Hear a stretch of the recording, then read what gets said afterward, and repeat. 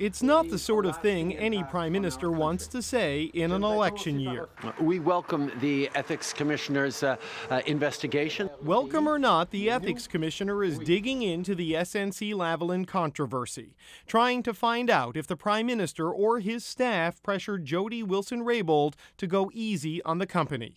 Trudeau denies it. Wilson-Raybould has said nothing and was notably absent at this event in her hometown. I have met with Minister Wilson-Raybould a couple of times already since arriving in BC yesterday. They met away from the cameras, away from the questions, but Trudeau says they recalled a very specific conversation. She confirmed for me a conversation we had this fall, where I told her directly that any decisions on matters involving the Director of Public Prosecutions were hers alone. It's a significant point in refuting the allegations reported in the Globe and Mail, but it remains uncorroborated by Wilson-Raybould, who insists she can't say anything due to solicitor-client privilege. I think it's time for Justin Trudeau to stop speaking for Jody Wilson-Raybould and let her speak for herself. Her ongoing silence is fuel for the opposition, who want Trudeau to waive privilege so they can drag key players in front of the Justice Committee. If he's innocent, if he has nothing to hide, he should waive this immediately. The government, Mr. Trudeau, should expressly waive the solicitor-client privilege to ensure that Ms.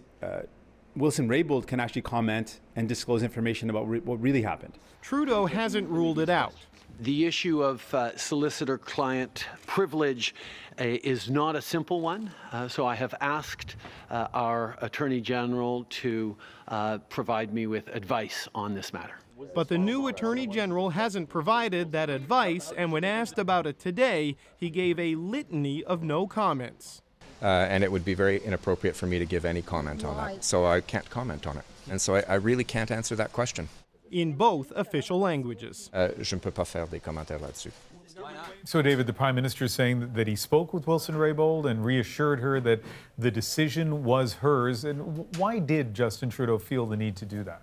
Yeah, Ian, I spoke with a senior government official about this, and what I'm told is that the Prime Minister felt the need to reassure Jody Wilson-Raybould that this was her call because of the intense lobbying at the time. You had the company, along with federal and provincial politicians, publicly and privately pushing for the Justice Department to drop the criminal charges against SNC-Lavalin and let them pay fines. And the official I spoke with insists that the Prime Minister wanted to reassure Wilson-Raybould and let her know this was her call, ignore the pressure, make your own decision. But of course, they insist none of the pressure was coming from the Prime Minister and his staff, which is at the center of the Globe and Mail allegations and something the Prime Minister's office flatly denies. But as people try to assess, David, what really happened here, complicating that is still no public comment from Wilson-Raybould.